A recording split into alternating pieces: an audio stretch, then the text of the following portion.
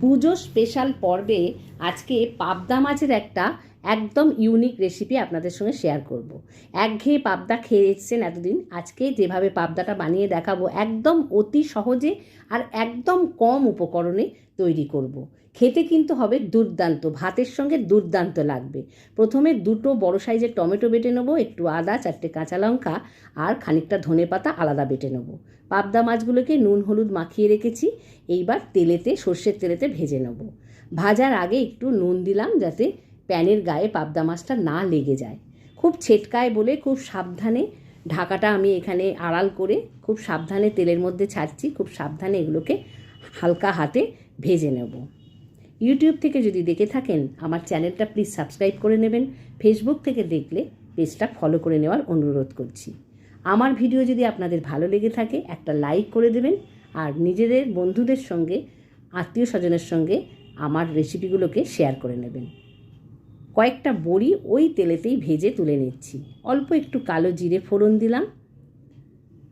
কালো জিরে ফোড়ন হয়ে গেলেই তারপরে প্রথমে দিয়ে দেবো টমেটো বাটাটা।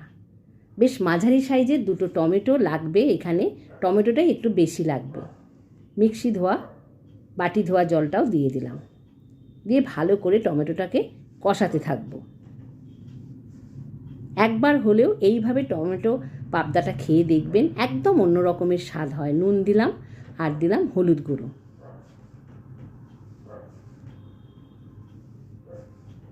কাঁচা গন্ধ যাওয়া পর্যন্ত এটাকে ভালো করে কষে নিতে হবে। তারপর দিয়ে দেবো ধনেপাতা, আদা, কাঁচা লঙ্কা বেটে রাখা পেস্টটা।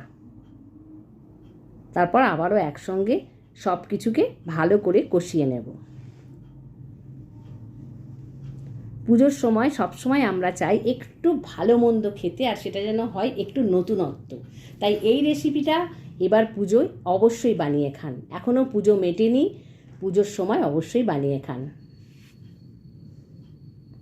দেখুন তেল ছেড়ে দিয়েছে, সামান্য একটু চিনি দিলাম, একদম অল্প, 1 চামচের 4 ভাগের 1 ভাগ। যেহেতু টমেটো দিয়েছি অনেকটা, একটু চিনি দিলে ব্যালেন্সটা খুব ভালো লাগে। পুরো মশলা কষে গেছে, অনেকটা কমে গেছে। এবার দিয়ে দিলাম জল।